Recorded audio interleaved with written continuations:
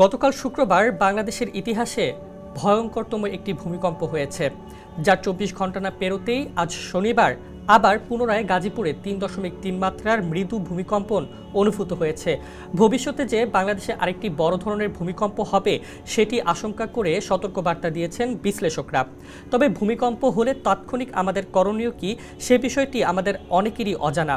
চলুন জেনে নেওয়া যাক ভূমিকম্প হলে তাৎক্ষণিক আমাদের কি করা যাবে না সে প্রসঙ্গে।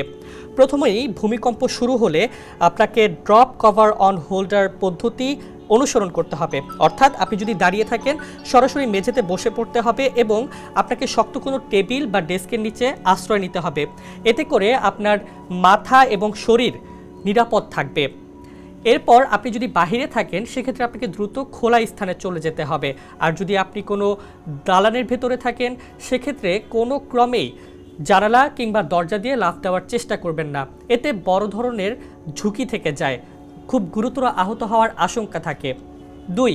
ভূমিকম্প চলাকালীন গ্যাসের লাইন এবং বৈদ্যুতিক সুইচগুলো যথাসম্ভব চেষ্টা করবেন বন্ধ করে দিতে। এছাড়া লিফট ব্যবহার এড়িয়ে চলবেন। অগোছালো দৌড়াদৌড়ি থেকেও বিরত থাকা শ্রেয়, কেননা এতে আহত হওয়ার ঝুঁকি থাকে। ৩. দুর্ঘটনাবশত যদি কোনো কারণে আপনি ধ্বংসস্তূপে আটকা পড়েন তাহলে অতিরিক্ত চিৎকার চেঁচামেচি থেকে বিরত থাকুন, কেননা এতে মুখে ধুলোবালি ঢোকার সম্ভাবনা থাকে। চেষ্টা করবেন শীষ বাজিয়ে কিংবা কোনো পাইপলাইন দিয়ে শব্দ করে মানুষকে জানান দিতে অথবা সহযোগিতা চাইতে। এছাড়াও অতিরিক্ত নড়াচড়া থেকে বিরত থাকুন, কেননা এতে রক্তক্ষরণের আশঙ্কা থাকে। ৪. অগ্রিম প্রস্তুতি হিসেবে ফার্স্ট এইড কিট, শুকনো খাবার এবং বিশুদ্ধ পানি ব্যবস্থা রাখতে পারেন।